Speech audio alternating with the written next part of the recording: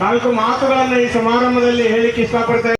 4 ಪ್ರಶ್ನೆಗಳನ್ನು ನಿಮ್ಗೆ ಆದ್ರೆ ಆ ನೌಕರರ ಒಂದು ಬೇಡಿಕೆಗಳು ನಿಮ್ಗೆ ಅರ್ಥ ಆಗ್ತಾ ಇಲ್ಲ ಮುಖ್ಯಮಂತ್ರಿಗಳೇ. ಎಂತ ಪರಿಸ್ಥಿತಿ ನೋಡಿ ನಮ್ದು.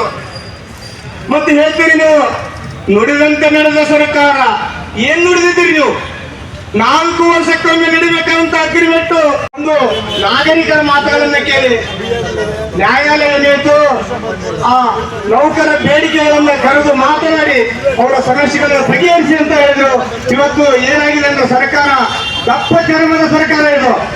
ನ್ಯಾಯಾಲಯಕ್ಕೂ ಗೌರವವನ್ನು ಕೊಡತಕ್ಕಂಥ ಸರ್ಕಾರ ಇವತ್ತು. ರಾಜ್ಯದ 4 ಸಾರಿಗೆ ನಿಗಮಗಳ 1/2023 ಎಷ್ಟು ಮಂದಿ ಸುಮಾರು 10,000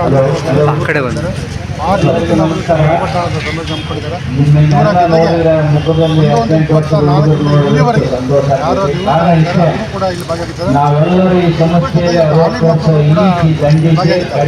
ಕಾರಣ 3 ವಿಭಾಗದ ಸರ್ಕಾರದ ಪ್ರಸ್ತಾವನೆಗೆ ನಾವು ಆರಂಭಿಸಿದ್ದು 24ರಿಂದ ಏನು 1/4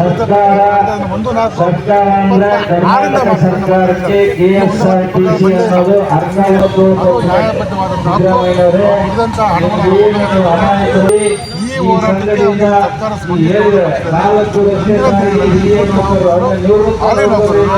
ಇನ್ನೂ ಹೋರಾಟ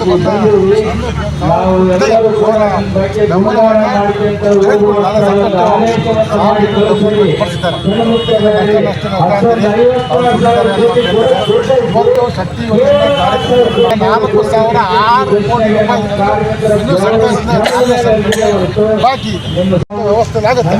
ಆದರೆ ಸರ್ಕಾರ ಇವತ್ತು ತಾನೇ ಒಪ್ಕೊಂಡಂತ ತಾನೇ ಆದೇಶವನ್ನು ತನ್ನ ಆದೇಶವನ್ನು ತಾನೇ ಉಲ್ಲಂಘನೆ ಮಾಡುವಂಥ ಪರಿಸ್ಥಿತಿ ಇವತ್ತು ಸಾರಿಗೆ ನೌಕರ ವಂಚನೆ ಮಾಡುವಂಥ ರೀತಿಯಲ್ಲಿ ಅವರು ಹೋಗ್ತಾ ಇದೆ.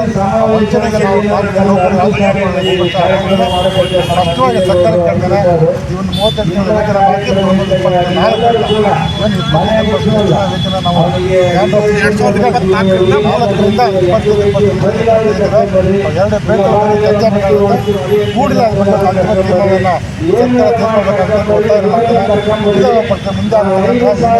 ಆಗುವವರಿಗೆ ಸರ್ಕಾರ ಸಂಪೂರ್ಣವಾದ ಜವಾಬ್ದಾರಿಯನ್ನು ಹೊರಬೇಕಾಗುತ್ತೆ. ಈ ವಿಷಯವನ್ನು ನಾವು ಕೂಡ ಕರ್ತವ್ಯ ಅದು ಕೂಡ ಮಹಿಳೆಯರು ನಮ್ಮ ಅಕ್ಕ ತಂಗಿರ ತಾಯಂದಿರು ಕೂಡ ಅವರ ಬೆಂಬಲವನ್ನು ಪೂರ್ತಿ ಮುಂದೆ ಚುನಾವಣೆ ಬರ್ತಾ ಇದೆ. ಸರ್ಕಾರ ಎಚ್ಚರಿಕೆಯಿಂದ ತೀರ್ಮಾನ ತೆಗೆದುಕೊಂಡು ಕೂಡ ಮಾತನಾಡ್ತಾರೆ. ಜಯದೇವರಾಜ ಅರಸಂತೇಳಿ ನಾನು ಕರ್ನಾಟಕ ರಾಜ್ಯಸ್ಥೆ ನಂತರ ಮಹಾಮಂಡಳಿಯ ಮಹಾಹಬ್ಬದ ಅಧ್ಯಕ್ಷ, ಪ್ರದರ್ಶನ ವೇದಿಕೆ ಒಬ್ಬ ಸಂಚಾಲಕ ಮತ್ತು ನ್ಯಾಯದಾರ್ಶನ ಸಂಚಾಲಕ. ಅವರು ಹೇಳ್ತಿರೋದು ಒಂದೇ, ಸರ್ಕಾರದ ಆರ್ಥಿಕ ಪರಿಸ್ಥಿತಿ ಸರಿ ಇಲ್ಲ. ಸರಿ, ಸರ್ಕಾರದ ಆರ್ಥಿಕ ಪರಿಸ್ಥಿತಿಗೂ ಕಾರ್ಮಿಕರ ಒಂದು ವೇತನ ಒಂದು ಹಿಂಬಾಕಿಗೂ ಏನಾದರೂ ಸಂಬಂಧ ಇದೆಯಾ? ಬೇರೆ ರೀತಿಯಲ್ಲಿ ಅದನ್ನು ವಿನಿಯೋಗ ಮಾಡಿಕೊಂಡು ಅದನ್ನು ವೋಟ್ ಬ್ಯಾಂಕ್ಗೂ ಮತ್ತೊಂದಕ್ಕೂ ಬೇರೆದಕ್ಕೂ ಬಳಸ್ಕೊಂಡು ನಾವು ಕೆಲಸ ಮಾಡಿದಂಥ ಒಂದು ನೌಕರರಿಗೆ, ಕರ್ತವ್ಯ ನಿರ್ವಹಿಸಿದಂಥ ಒಂದು ವ್ಯಕ್ತಿಗಳಿಗೆ ಮತ್ತು ನೌಕರರಿಗೆ ಸಂಸ್ಥೆಗೆ ಸರ್ಕಾರವೇ ಹೊಣೆ. ಜೊತೆಗೆ ನಮಗೇನು ಈ ಮಹಿಳಾ ಶಕ್ತಿ ಯೋಜನೆದು ಏನು ನಮಗೆ ದರ ಕೊಡ್ತಾ ಇದ್ದಾರೆ ಅದನ್ನು ಸಂಪೂರ್ಣ ಕೊಡ್ತಿಲ್ಲ. ಅದು ಈಗ 100 ರೂಪಾಯಿದು ಟಿಕೆಟು ನಾವು ವಿತರಣೆ ಮಾಡಿದ್ರೆ ಅದನ್ನು 71% ಅಷ್ಟೇ ನಮ್ಮ ಸಂಸ್ಥೆಗೆ ಹಣನ ಲೆಕ್ಕ ತೊಗೊಳ್ತಾ ಇರೋದು. ಅದ್ರ ಬಾಕಿನೇ ಕೂಡ 4,000 ಚಿಲ್ಲರೆ ಕೋಟಿ ದಾಟಿದೆ ಅಂತ ಮೊನ್ನೆ ಮೀಟಿಂಗ್ನಲ್ಲಿ ಹೇಳಿದ್ರು. ಸರ್ಕಾರ ಆ ಹಣಗಳನ್ನ ಬಿಡುಗಡೆ ಮಾಡಿದ್ರೆ ಆಡಳಿತ ವರ್ಗದ ಜೊತೆ ನಾವು ಮಾತುಕತೆ ಆಡಿಕೊಂಡು ಆ ಹಣನ ನಾವು ಬರಬೇಕಾದಂಥ ಬಾಕಿಗಳನ್ನ ತಿಳಿಸ್ಕೊಳ್ಳೋಕ್ಕೆ ಅವಕಾಶ ಇದೆ.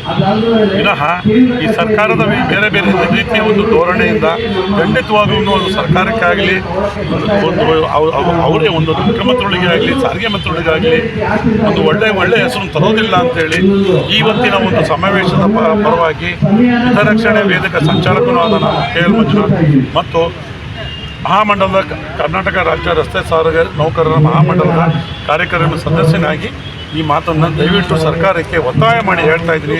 ಎಷ್ಟೋ ಜನ ನಿವೃತ್ತಿ ನೌಕರರು ಮರಣ ಹೊಂದ್ಬಿಟ್ರು. ಆ ಕುಟುಂಬದವ್ರಿಗೂ ಒಂದು ಸಹಾಯ ಆಗುತ್ತೆ, ಉಳ್ಕೊಂಡವ್ರಿಗೂ ಒಂದು ಹಣ ಸಹಾಯ ಆಗುತ್ತೆ. ದಯವಿಟ್ಟು ಈ ಕೂಡಲೇ ಇದನ್ನು ಒಂದು ಗಮನಕ್ಕೆ ತಗೊಂಡು ಬೇಗ ಹಣ ಬಿಡುಗಡೆ ಮಾಡಿ ನಮ್ಮ ಒಂದು ಬೇಡಿಕೆಯನ್ನು ಈಡೇರಿಸಬೇಕು ಅಂತೇಳಿ ಸರ್ಕಾರಕ್ಕೆ ನಾನು ಈ ಮುಖಾಂತರ ಒಂದು ಒತ್ತಾಯ ಜೊತೆ ಮನವಿಯನ್ನು ಸಹ ಮಾಡ್ತೇನೆ. ಮಂಜುನಾಥ್.